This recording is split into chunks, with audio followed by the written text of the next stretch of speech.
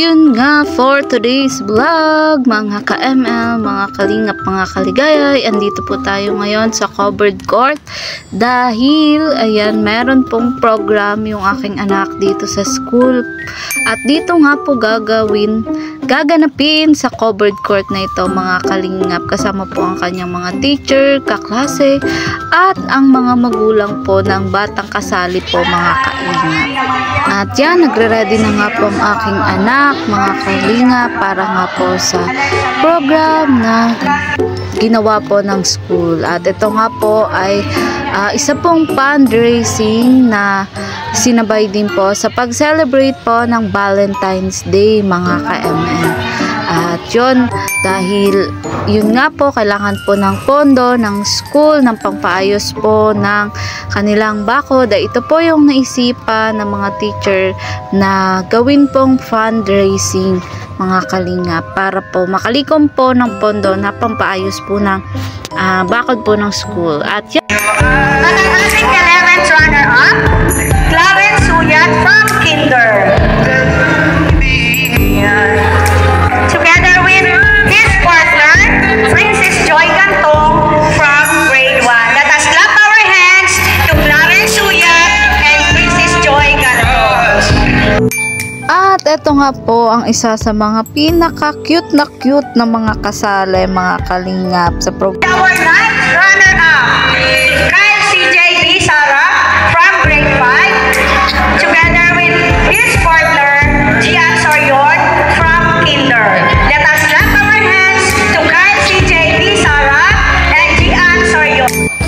At yun nga po, mga kalingap, talagang nakakatuwa naman po ang mga batang to kasi talagang nagpa-participate po sila. Rivera from grade 5 and Jamaica Pang.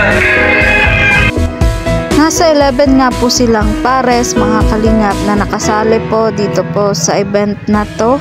Ayan, sa tulong na rin po ng kanilang mga magulang ay yun, kaya po nairaos ang ganitong programa ng school. At yan, bale, ito nga po yung mga unang participant na tinawag, mga kalingap, mga kaligaya. Okay, let us clap our hands as we witness.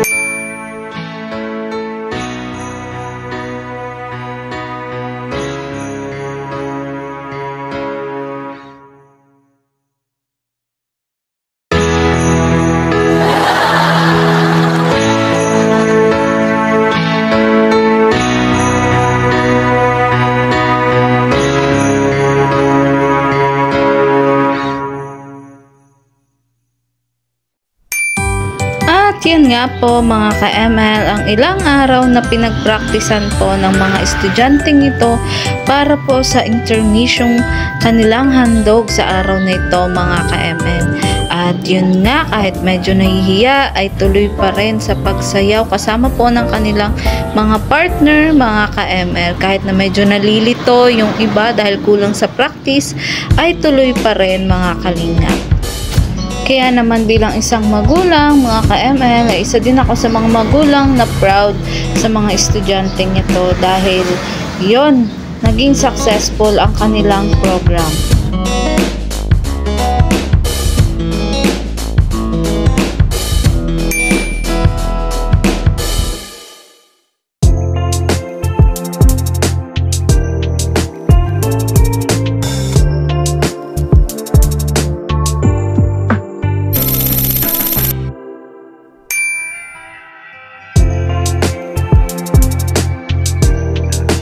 Palakpakan naman natin ang ating very, very beautiful and handsome personalities. At ang ating 5th runner-up, Yami Excelianto from grade 2 and Felicity Rosa Babat from grade 4. At heto na nga, mga ka-ML, ang aking anak.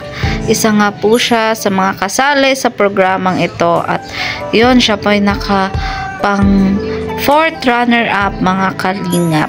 Kasama po ng kanyang partner. At ang ating 4th runner-up, Carl Sharon Bautista and Francine Jan Angaba. Bale, ito nga po, mga kalingap, ang kauna-unahang program na sinalihan po ng aking anak sa buong buhay niya. Talagang napakamahiyain po talaga niya. At yun, first time niya po talagang sumali sa ganito. Kaya napaproud po kaming mag-asawa na yun, naglakas loob na din po siya makipag-participate sa mga ganitong program. Kasama po ng kanyang mga kaklase.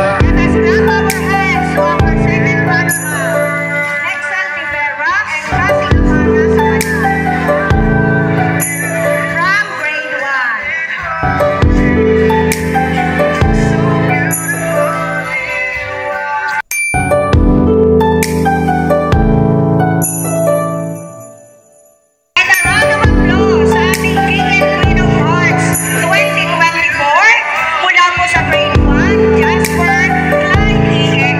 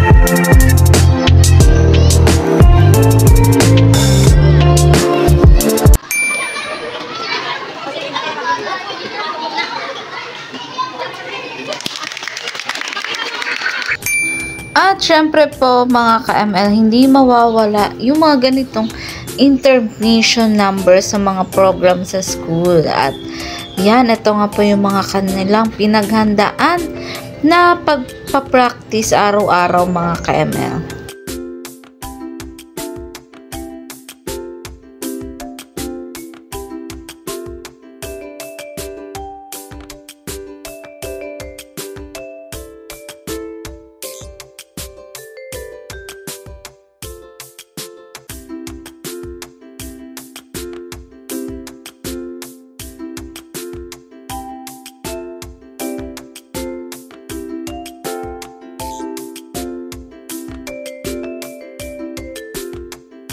Kapantay. Ako'y lapastang at makasalanan, ngunit minahal mo ng pupusan. Binigyan mo ng kulay ang aking buhay, maging sarili mo ay kusa mong ibinigay, upang ako'y tanggapit maging malinis, at sa kanyang harapan ay kanais-nais. Binuo mo't binisa, buhay kong tila na nasa piitan, na nakakulong sa mundo ng kadiliman. Hindi ko maarok o masukat man lang ang pag-ibig at katapatan mo sa iyong nilalang. Ni minsan ay hindi mo ako, kailan may hindi ka nagkulang. Bagkus ako ang siyang laging may kamalian, kailan may hindi ka nagkulang. Pagpapala mo at laging nakagawa. Matagal na panahon aking hinihintay, sa muling pagbabalik inaasam kong tunay. Salamat Panginoong Hesus sa aming buhay at sa pag-ibig mong walang makakapantay.